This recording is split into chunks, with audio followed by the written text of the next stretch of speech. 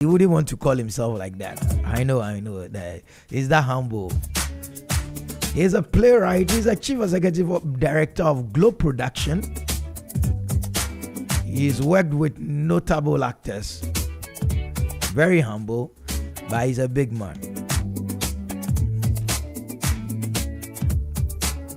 His name is Mr. Lateef Abubakar. Yes, we're honored to have him today on Thursday's Art, Culture and Tourism Conversation. The role of theater in social change. The role of theater in social change. Amazing discussion from now till about 5 minutes to 10.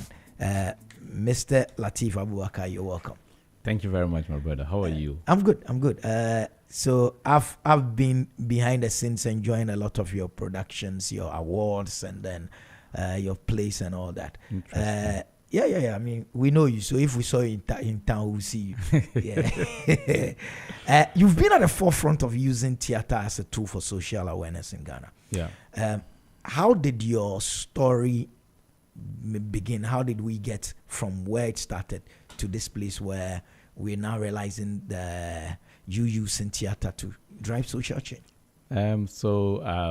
Basically, I'm a disappointed medical student. You went to medical school? Yes, did you actually go? I started.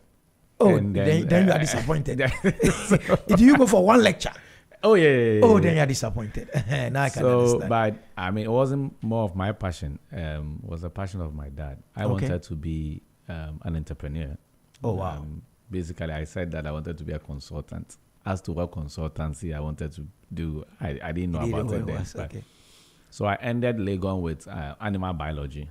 Oh, okay. So I studied animals, animal behavior, and so on and so forth. So fast forward, after school, we decided to set up a company. I led some of my friends to put together our own company. And one of the things we wanted to do was to come up with something unique.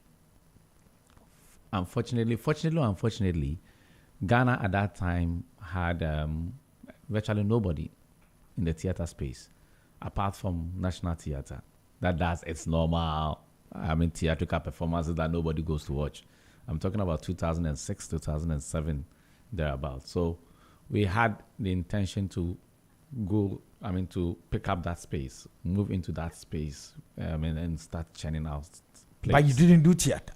No, I didn't read You're theater. an animal science guy. Yes, animal science guy. But I love theater. And on campus, I go to the drama studio a lot to watch theater. So I was passionate about something. I wanted to do something unique when it comes to the national scene after school. But unfortunately, then we realized that entertainment is one good area. But if we talk about entertainment in Ghana, it's only music. So why not champion the cause of theater too as well on the national scene? So that's actually the motivation. And for us, we started planning. It wasn't an easy task. I was not a playwright. I was going to come to that. So I needed to get a playwright. I needed to get a director. I needed to get, all the components that could help us come up with an interesting production. So, we started that process gradually. In 2008, I had someone announce Unhappy Wives, Confused Husband. I said, hey, when you dream about something, someone is doing it. Someone is actually ready to execute. Your dreams don't matter. We all have the same dream. Exactly. And it was our own Ankilobo White who came to the national scene in 2008. Yeah. I'm sure he was also doing his pocket of things somewhere. He told us that history. Yeah. So then I was like, okay, that sounds good. It means that, it's something good we are So when you about. saw Uncle Lebo White do it, you realize that this is actually... It can be done. Yeah, it can be done. Yeah, we didn't have the muscles financially because we wanted to do it at the National Theatre. And we have the cost of the National Theatre. So we're trying to pick up slowly. Otherwise, we would have done it 2007, 2008 or something. But fortunately, we had a partner in 2009, in 2008 ending. And then we executed our first production in 2009, February. It was titled Romantic Nonsense. I remember. And it was a blast. So Romantic Nonsense actually was, the first sold out production in modern Ghana when actually theater started, with Uncle Lebo and stuff. Because we had a full house, we partnered Multimedia, Joy FM, and was sold out. So we had to do, and it was on a Valentine's Day. So imagine. So it was to coincide with it. Yeah, so And we decided to do a rerun. That also was about 80 to 90% sold out. So we realized that, hey, we're in the right business. You go anywhere. We'll go anywhere. You're pitching your camp here. We decided to go do the next production. And that's a year after, because at least we succeeded. Unfortunately for us, it didn't go well. I mean, we had from filling 1,005-seater auditorium to having about little over 100 people in an auditorium. This is what, 2010? Yes, that's 2010. Why? Our next production. Why? Was one, I don't know whether the title plays a role, because we had, from Romantic Nonsense, we came up with You May Kiss the Cops. Oh, okay. That So- puts people off. You May Kiss the Cops. But I think that the main driver was the fact that we didn't choose our media partnership well. So the strategy was wrong. So then the first one we dealt with Joy.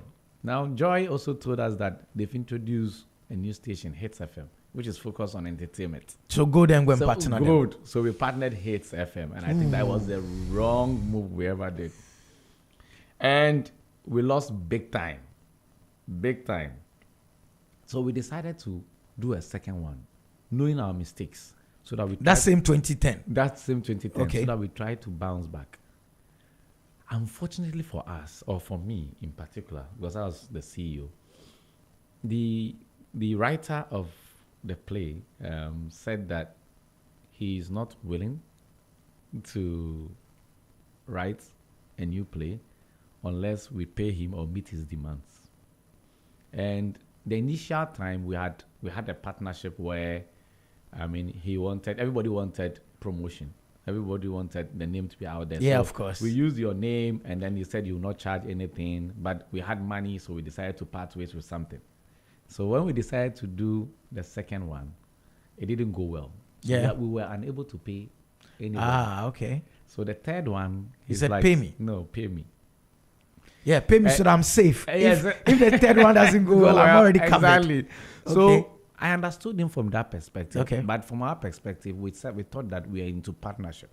So why don't we grow? Yeah, grow If we for the want to long have run. a share of whatever we are going to have at the end of the day, let's join forces and make it happen. But his beliefs were different. It didn't work out well. He didn't want that approach. He said that you give him the money upfront or not. And we didn't have the amount of money he was actually quoting. There was no way.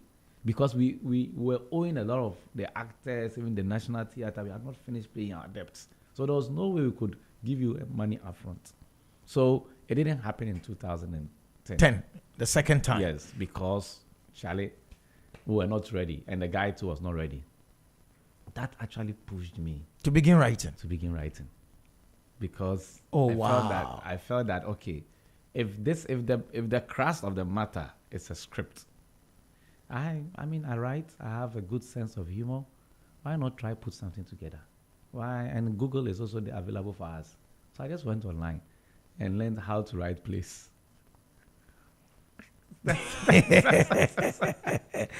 The animal scientists then began to write. Yeah. So Wow. I came up with my first script. Even before then, I partnered. I usually go to campus to watch plays. Okay. So I went to witness a play called called Legon Comedy, or there was something, and then I decided to bring those people to the national scene. It was a very innovative piece that I watched or experienced. So I decided to partner with them, and then put together my second play at the National Theatre. That also didn't go so well, because I mean that's also not my original script, and that's what we call Gallery of Comedies. And the people I'm talking about here are Clemento Suarez, Oh, wow. Costa Romanus, General Intatia. So I brought all of them to the National Theatre for the first time. Now they are absolute legends in their own right. Yeah. Wow. That also didn't go so well. So we're still owing people, and we felt that no, we needed to do something unique. Then I came up with my first script because I was still in the writing process. It took time. The first script actually took time, close to 8 months to put together the first script. It took so much time. So in between, that's when we did the Gallery of Comedies in 2011. And then we launched our first script. Guess the title, Thank God for Idiots. So the Thank God for Idiots, it's basically that maybe somebody thought he was holding us to ransom, but that was a blessing in disguise. Okay. So I always tell people that sometimes if things doesn't go well or things go wrong, look out for the good. There's always a good somewhere. Exactly. So that is how come we came up with Thank God for Idiots. Thank God for Idiots was more focused on relationship, Okay. love matters, and comedy. But at a point in time, I asked myself, if I really want to embark on theatrical performances, what would be my major objective? Okay. What should be my major objective? What should I be known for? And that is where the conversation on social change came to mind. Wow. Because I wanted to play a role when it comes to the significant alteration of social norms, positive alteration of social norms, values, and institutions. Okay. And that is what social change actually simply means. And if I have the power of theater, which people are using globally to promote social change, why don't I begin to write plays that promote social change? So what process do you go through in choosing the theme you want to explore, and how do you ensure that they resonate with the audience? So you look out for I look out for the current social issues that is facing our society. What's the last play you wrote? The last play I wrote was actually in Nkrumah. And what was the big discussion point around that time? The discussion point was on selflessness. Okay. And it's selflessness, self-reliance, and unity. Okay. That's the theme, where we believe strongly that the bottom line of all our problems in our country or on the African continent is because we are selfish. It's because our leaders are selfish. Yeah, I mean, a big man said yesterday, I was in a meeting where he said, it's greed. It's greed. That's all. Yeah. That's all. So I felt that if I want to write an African play, which was titled The Second Coming of Nkrumah, which is one of Africa's biggest theatrical venture, then it must address one basic African problem. The very roots. The root cause of the problem is being selfish. Our leaders being selfish, and we learning that attitude from our leaders. That is the bottom line. It's true. That is actually what brings about the corruption you are talking about and everything. The bottom line is that people are selfish and greedy.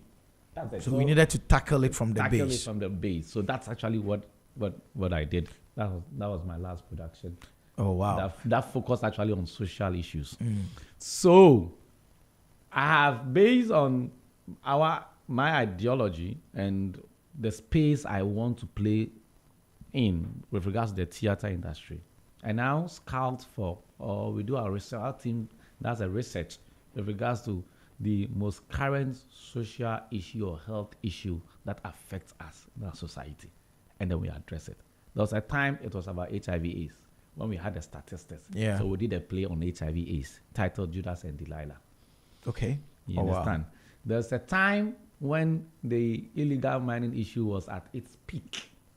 Oh, you've done something on Galamsey? Yes, I have a play on Galamsey. That's Saints and Sinners. That's the title. And we did it with Saints and Sinners. Saints and Sinners. Yes, we did it with the Media Coalition on Galamsey. I mean, Dr. Kenashibe's people. Yes, exactly. So we partnered. And then the good thing is with Star Ghana, we actually toured with the play. Basically, we use it for theater for development. We thought to engage the chiefs and people of the illegal mining community. So we visited 7 different communities that are focused on illegal mining. Wow. You understand? With this particular play. If you check my inbox now, there's so many messages, people calling. Yeah, because Galamsey is back. Now. Yes, yeah, exactly. We need to get back to Saints and Sinners. Yeah, but I tell them that it's musically not just churning out. There must be a strategy for plays because it's extremely expensive. So you cannot just jump and say you're doing a play. You must to plan, look out for resources, gather resources, and then what? Execute Okay. So let me join the inboxes. Let me also let me also jump into the inbox. What would it take for you to reenact Sins and Sinners? I think that is more of financial resources. Okay. Because the team is there. It's basically Money. issue of financial resources because we have other priorities. Yeah, it's not in your December. current It's- agenda. Yeah, Yeah, exactly. We didn't anticipate that it will become another major issue. You didn't know this Galamsey year. was going to come back. Back this year. I mean, I we know. planned for the year Yeah. at the end of last year. We planned for this year at the end of last year. You're But absolutely right. I would love to do something on illegal mining because of what is really happening now. Early this year, you're absolutely right. If you said you planned last year and it wasn't a big deal. Yeah. Early this year, it still wasn't a big deal. Yeah. It's just some few months ago that Exactly that it became it's gone, a whole, yeah, I yeah. think that maybe also The I season? said that no, exactly. It was a big deal, but we were not aware of it. now we are being Now we are shown- aware. People are showing us the videos Yeah, and blah yeah. blah blah blah blah. And so I mean, I did something on illegal mining. I did also something on with the National Road Safety Authority Okay. on road accidents. Men don't die. We did on child trafficking, which is Christmas in May. Okay. We worked with Water Aid and we did a play on Bring Back Our Rights, the rights of children to clean water, access to clean water, toilets in their various schools. So these things, these CSOs and international donor agencies, they largely have to finance it. Yeah, it depends on how you pitch it, Okay. basically. So, but we are fortunate that at least we get them to partner us to execute Okay. this particular project. So we've done quite a number of plays. Currently, we've staged about, let's say, 20 plays. And among the 20 plays, we would say that about 15 of them or 14 of them are totally towards social change. Oh, okay. That's a majority of That's them. the majority of them. Before we go ahead, how do you choose the titles? The titles, they just come. I don't really know, they just come. Yes, Whilst you're writing, Okay. yes, there are certain times I choose the title before I write, but there are other times it comes up when I'm writing. You understand? And there are some few times that my cast and crew have helped me come up with come up titles. with a title. While they are reading through the scripts, we can even change the title before we Right, go out okay. when the scripts are ready. So,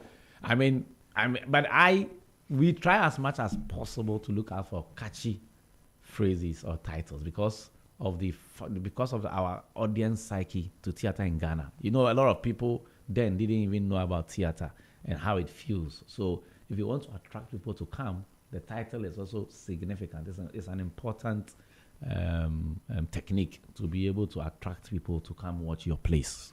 You've recently performed on an international stage. You've done something in Spain. Yeah. So how was that experience like? And the international audiences, are they also responding the same to social messages? Yeah. Or you take a different approach when you're dealing with international audiences? It's similar. Okay. It's same approach across the board. But to talk about that, I would always say that our vision was to put a spotlight on Ghana. That has been our vision. The fact that we believe strongly that we have so much talent within the theater and film industry. But unfortunately, we are unable to put spotlights on the talents we have.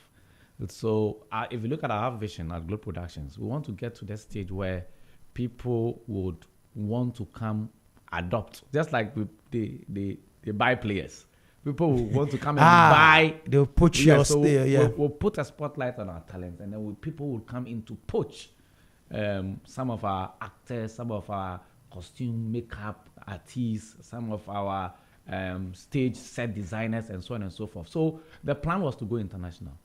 So how can we go international? And that's actually what we started. We decided to go international by doing collaborations Okay. with foreign missions. You understand? So interestingly, the just immediate past ambassador for Spain, Okay. His Excellency Javier Gutierrez, was an arts person.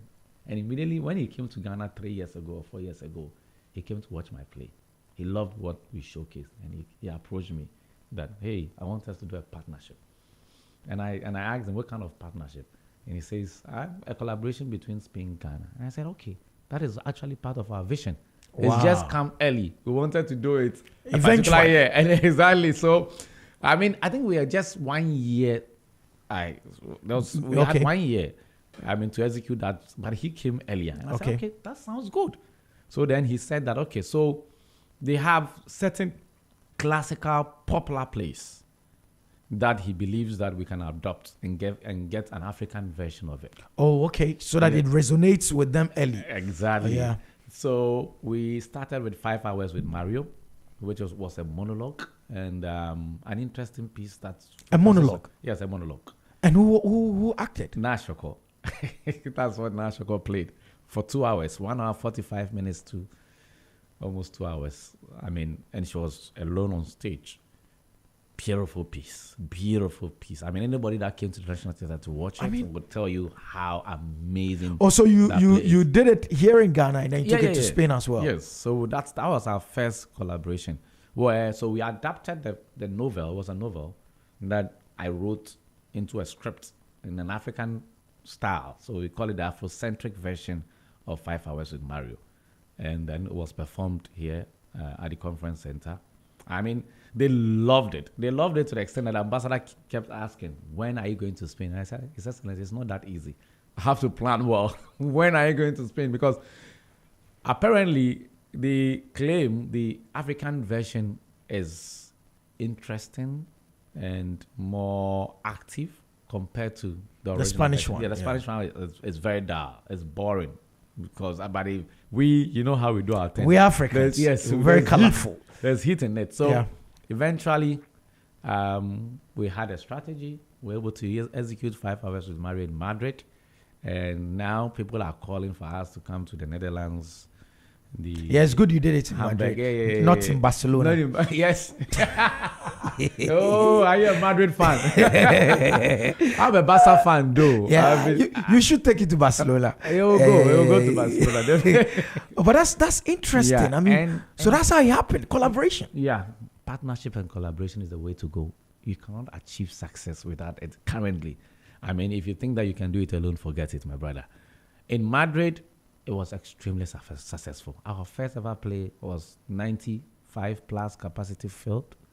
And Nashoko, of course, did what she does best, blew the mind of the audience.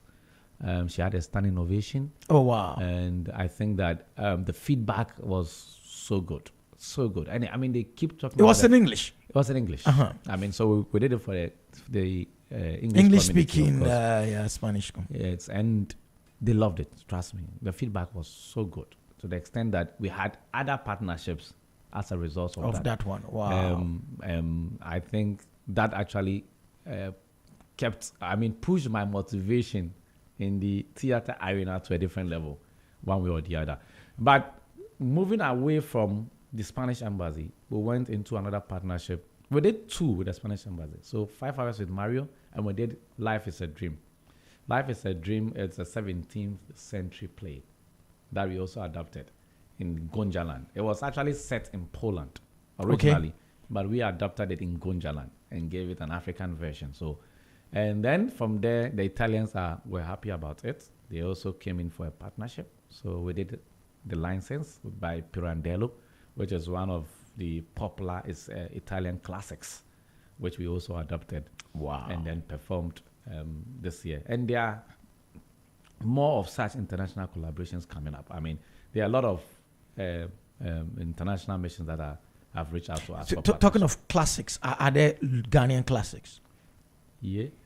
So no, they just came to mind. I mean, because as you were talking, my mind was running like, do we have Ghanaian classics? no, because theater actually in Ghana started from how do you call it, the extempo way of performance, like comedy. Would the story Anansi told be classified as a Ghanaian classic? I think yes. I think so. I think yes. Yeah, I think the story Anansi yeah. told is perfect. That yeah. would basically be classified as Yeah. a Ghanaian Yeah. classic. But we don't have much of it because of the era theater began. So it wasn't written. It wasn't written, documented. exactly. It wasn't documented. Yeah. But we have stories that we Yeah. can also classify as Yeah, but they are classical, not but they are- really. They're not Shakespearean. They've Yeah, not been exactly. written out like Exactly. They've not been Shakespeare written kind out of. Okay. like that. Wow. So, I mean, that partnership with the Italians, courtesy the Italian ambassador, also was amazing, very successful, and it has opened more doors internationally to us. So, the essence is look, we have the talents. Unfortunately, we have so many talents that we are unable to work with and absorb. So they have moved into other disciplines. I mean, you see them in the banking industry. You see they'll them in go the into manufacturing. anything. Exactly, because after school, man must survive. You will survive. Yeah, Yeah, but if we have a situation where we put a spotlight on Ghanaian theater through our global partnership. So you do the licenses with the Italian embassy, and then you have companies from Italy wanting to know, inviting you for programs, and so on and so forth. It means that there's a spotlight. Yeah. You do a partnership with an international organization, and then there's a spotlight. So those are the kind of things we are looking out for, where there's a spotlight, and then we can poach people. Eventually, they will begin to poach people. You reverse the exodus. Exactly. You can walk to a bank and poach a bank teller. Exactly. Who then come do. We want that to also exist within our industry, because trust me, when you go globally, the kind of we watch plays. I mean, we travel just to watch plays and see what they have. Compared to what we have, you know that, Charlie, we have what it takes. We have what it takes to do exactly what they have. The only difference is that they have the financial resources than us. We don't. And we don't. So our objective is to put a spotlight, and our objective is to promote, like I said, social change using the power of theater. And we've started it. We've grown beyond just using the power of theater to the point where we're going to use the power of cultural arts and music to promote social change. And that is the essence that gave birth to a product called the African Festival. Okay. So the African Festival is going to be a festival that will give people a feel of Africa, and then for them to be inspired to be the change Africa needs. Okay. So if you want to be the change Africa needs, if you want Africa to change, then you must be the change Africa needs. Okay. You must begin the change. And we're using the power of cultural arts and music to promote that. It's also an annual event. It started last year. An amazing event. I love it. As for the African Festival, when I'm talking about it, I talk about it with passion and excitement, because at the end of the day, it mobilizes majority of the youth. You understand? And then gives and inspires them. Use what they like to see to inspire them to promote change. And what they love to see is what? Good entertainment. Of course. Good art, cultural experiences, and then musical experiences. And we are trying to use those approach to inspire them to promote change. And that's exactly what we did last year, December. And we're going to repeat that also this year. Wow. In your experience, how effective is theater in influencing public opinion and changing behaviors compared to, say, other forms of media like film, TV, theater in itself? How effective? I feel that theater becomes effective more than film because theater is more relatable. Yeah, you are there. You are there. You're facing you're experiencing the human emotions. You know, when it's film, sometimes at the back of your mind, you know they're acting. Yes, you know you're acting. But when it's theater and you're watching and you see someone cry on stage, you see someone laugh on stage, you relate to it like you're chatting with the person and the person is pouring out his emotions. And because mostly theater is used to reflect society, what you realize is that most of the plays, you see yourself sometimes in some of the plays. Yeah. And it touches you directly, one way or the other, because you're watching someone pour out her emotions, or pour out her joy, or fun, or whatever. So for me, the relatability here is the trick. You understand? It's the trick. And the fact that theater engages more and makes people participate in the process. Okay. You understand? So if I'm doing a play, hardly would you realize that the audience will be sitting laughing continuously. Laughing is part of the participatory. Yeah. But then I mostly try to put in something that will enable them to sing along with me if there's a song that promotes change or social change. Yeah. So that it can stick in their mind when they go home. Or to do an action with me in the play so that it can stick in their mind when they go home one way or the other. So that kind of relation, that's how come we had challenge during COVID. Okay. Because we had to do live. I mean, so we had to use technology to at least sustain the industry for a while. But I mean, it wouldn't work. It didn't really. So what did you do during COVID? So that's another interesting. And in fact, COVID was the period we made money in theater. Yeah, I had very good sponsorships in COVID. So as soon as COVID struck, and we locked down. we had lockdown, we decided to put up a play to augment the communication that is going around about COVID. Okay. So we partnered with the Ministry of Health and the Ministry of Information to put together a play that talks about COVID. And the play was supposed to educate people about what they should be doing, the call to action, Exactly. the preventive measures, Social distancing and so all on those and things. so Yeah. forth. So it was a beautiful piece that had about 3.4 million views because we're on lockdown. It was a global thing. It was virtual. And it's still on the Ministry of Information's social media page because they also premiered it and it was live on GTV too as well. So it had a lot of reach. And Wow. yeah, it had a lot of reach. And that actually brought attention to our kind of productions and made other corporate organizations reach out to us to churn out other virtual plays. Because people were at home. People were locked down. Oh, so you rather, when people were struggling during COVID, you were making money. Yeah, it helped. I mean, there's a positive side of everything. Yeah, yeah. It's So it true. really helped. But it played a significant role. If you look at the feedbacks when people were watching the play and they were typing on YouTube, it was amazing. Trust me. Then I really appreciated the power of arts and the power of theater. Because at least government was doing adverts upon adverts with regards to the social distancing, the preventive measures, and then who to call, who to contact, Yeah. what to do. But we actually use the power of arts to document using drama, music, and dance to explain this comfortably for people to appreciate. And it went global, it went viral. And for me, it's one of our major Yeah, achievements. that I can as an see that. organization. But in this digital age, how do you see the role of live theater evolving? Can it still be as impactful, especially in an era dominated by social media and online content?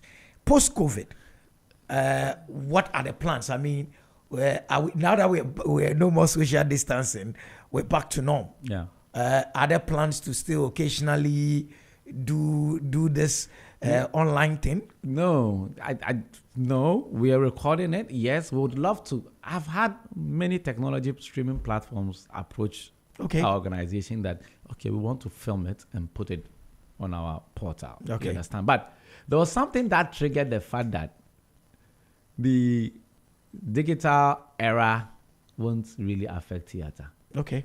because human beings want to We still want to congregate. exactly congregate. Yeah. And that actually was there was a particular play we did, the first ever play we did after COVID. I mean, we were the first to do a COVID. It was an open air theater because the theaters were locked. Social distancing. Social and all distance. So that. we did it at the beach at Labadi. The play was titled Something Must Kill a Man. And it was huge. 3 days. About 12,000 audience on the 3 days. You understand? It was huge. It tells you that, hey, Wow. people still want to congregate. Yeah. That was major, mega, and it's re-emphasized the fact that look, the digital era will not affect or prevent people from congregation to be Yeah, able to we will experience still- entertainment. The experience is what people want. The moving out to come and experience, and the relation with the actors and actresses on stage is actually what people want. It's true. You understand? Otherwise, why would they watch theater? They will watch film. Which is stage. why actually large supermarkets are opening larger shops. Yes. Because people still want to go personally. Exactly. Even though we are in an era where we can We order. can order online and Yeah. come. People want to go personally, and It's they are true. also creating experientials Yeah, around yeah, it. exactly. Where when you come, You you see get this, this, you you get get this, that. yeah. You can get restaurants to eat and so on. And Maybe so it's forth. that. Maybe that's what makes us human. It won't go away. Exactly. For me, I don't believe it will go away. So theater has come to stay. Everywhere you go in the world. As one of Ghana's leading playwrights, what do you see are some of the challenges that, as a nation, we need to solve to take theater to the next level? Infrastructure is key. Big hall, Yes. big hall. Yes. Infrastructure is key. But Because what is the biggest hall that you've done any of your works in? conference center. Capacity is what? Because the conference center, the road capacity is 1,002, but it has spaces because of the conferencing Okay. setup where you Okay. can put tables Okay. for a conferencing when we are doing international conference. Okay. So that space for the table, You can change those we'll things put chairs in and there. go to like what 1,005. We go to 1,000, 2,000, 1,005 to 2,000. Okay. plus. But what you're calling for what? It's so A 10,000 capacity? no, not necessarily the capacity, but the availability. Because now we have a lot of production houses wanting to churn out quality true. theatrical performances, true. but they are not space. They are not space also because, unfortunately, they might give you a wrong date. There are dates that are not so friendly for people going out to perform, like Mondays, Tuesdays, Wednesdays. They can be very friendly during the Christmas period, but on an ordinary day, okay. it is not friendly. So if you give an up-and-coming person a Monday, Tuesday, or Wednesday to go and perform, you want to kill the brand automatically. I You understand. I understand. So we need the availability of the infrastructure to be able to churn out quality more place, to be able to absorb more people into the space one way or the other. We also realize that there is no deliberate attempt by governments over the years, you understand, to help us increase the audience psyche about theater. And even to use theater as a major tool for social change. Okay. There is not. Just like as Nkrumah did. Nkrumah had a resident theater at his seat of president. Was it Flagstaff House or Jubilee House? He like trouble. At the seat of president. At the seat of president. Yes, let's call it seat of president. Yeah. So he had a major the Osajifo drama group. And whatever He understood it. exactly and understood the role it will play in our society. You understand? So for me, I'm thinking that if governments could also pay attention to the arts, basically, and then have a deliberate policy on how to research the art industry, that would be brilliant. I mean, when it comes to election, we meet all the political parties saying all the good things. But after election, they feel that the arts is not a priority. Okay. But trust me, there is nothing now that we can do to compete or to win the developmental fight against the Western people, except for the arts, the creative arts industry. That we know we can beat them hands down because we have rich culture, we have rich heritage, we have talents of musicians, actors, and actresses. If we invest very well, the amount of income or revenue it will generate for this particular country. Look at what the year of return is doing and the amount of people it is pulling into this country and the amount of revenue the country makes during December. Imagine we have a deliberate policy to augment or to shape the creative arts industry. Trust me, it will be the next gold mine or the major gold mine aside the real gold and cocoa that we are focusing on. It's a quarter to the top of the hour 10, and we're still here with him. His name is Lateef Abubakar. If you don't know him, then you've not been in town for a while. Anyway, dear Lateef Abubakar, when I grew up, I want to be like you. Thank you for educating and inspiring us. Maybe you should do more interviews to actually enlighten us. This is an educative session. Learn a lot. Thank you, ZFMGH, for having him. Aishat Abdurazak. So she wants to be like you when she grows up. Mikra, I want to be like you when I grow up. Wow, look. We all want to be like you. We want to be like each other if only there is genuity and then there is the human being part of us. Yeah, the humanness. Yes, the humanness, at least for us. For me, I would always want to tap into anybody who has something good, no matter who you are, because it's the little drops of goodness that makes us the kind of person we want to be. For aspiring playwrights who want to create work with a social impact, what advice would you give on crafting messages that would inspire change while still maintaining their artistic integrity? I think that basically in crafting messages whilst maintaining your artistic, you shouldn't be controversial.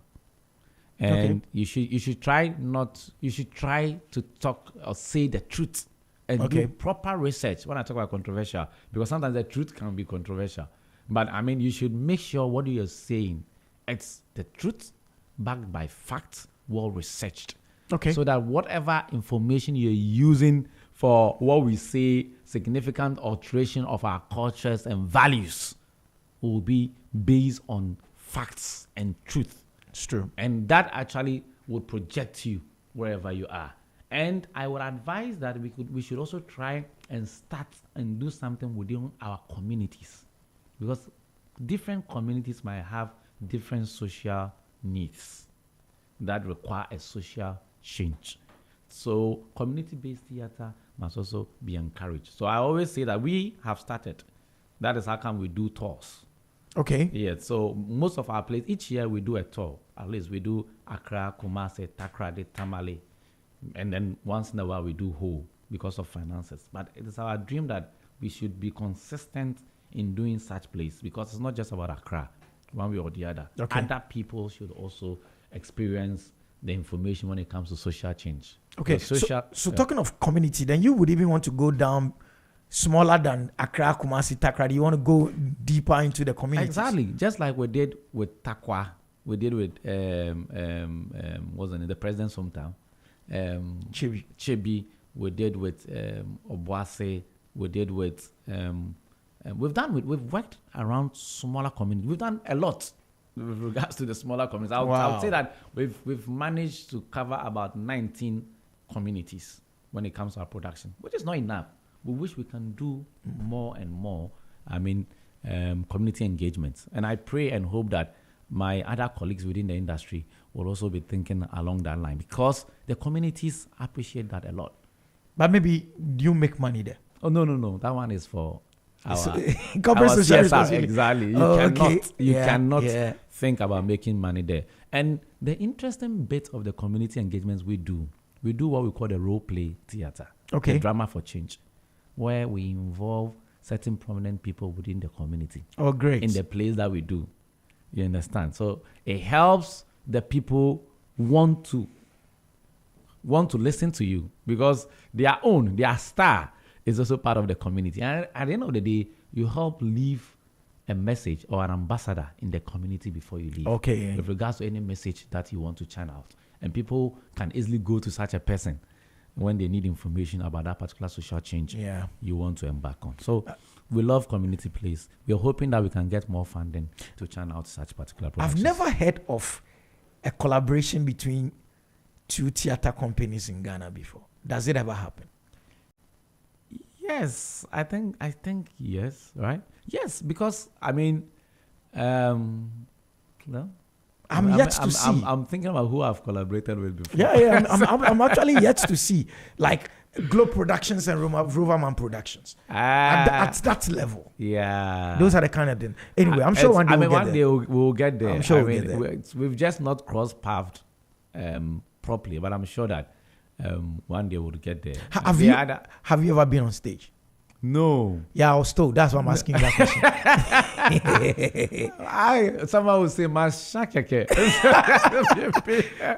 you couldn't remember your lines. No. I can't. I don't see myself as a good actor. Because your plays that I have ever seen from behind the scenes is like, we don't even see you. It's like at the tail end, then we see him pass it. The same with your awards as well. Yeah. You hardly appear anywhere. I mean, wow. So basically, it's to be behind the scenes. And with theater, when you do the writing and directing, the stage is free to go. Yeah. The actors do their own thing. At the end of the day, we'll come on stage and then acknowledge our sponsors and partners and so on and so forth. But it's a challenge. I want to actually a personal challenge. Oh, are you serious? Yeah. So because I'm writing a play about me. So this one you must act it. So I'm sure one day. Don't worry. The national course will promote. They will help you. Yes, they will coach the motivation. People like you. We need a motivation. We'll give you fans. We'll give you fans. We'll come and watch and give you fans. Because it's a very difficult task. It's not like film where they would say cut and then record. I know. So I really appreciate my actors and actresses, because it's not easy. You memorize. If you don't remember, you should find a way to move. You can't stop. I mean, she did a monologue for what? Yes, for 1 hour 45 1 minutes. hour, 45 Almost minutes. 2 hours. Amazing. Amazing. Wow. Now it's a character. Yeah, If she wants to do something, she goes all out for to it. do it. I mean, and I have so many of such people within my team, and then we are growing together gradually. So I appreciate them So and love do them. you still get to pull in some of the big ones you brought into the system who have now grown their brands? Yeah. Do you still get to work with them? Oh yes, at any point in time. Yes, I mean, if one they are available, and if the role demands that I bring Clemente Suarez or I bring Foster Romanus Okay. or Genoa Tatia, I've worked with them over and over and over. There's So- a fourth one. Yes. The lawyer guy. Yes. Lawyer in Team. Lawyer in Team. I mean, I worked with him with Gallery of Comedies. That's it. The But early- if the there's a early role, days. if there's a role that demands that you bring such people, why not? I mean, we work with other actors. I mean, I've worked with so many of the actors like Ajay Anand, Yeah. Ekos Smith Asante, Gloria Safo, and so on. Yeah. And so on.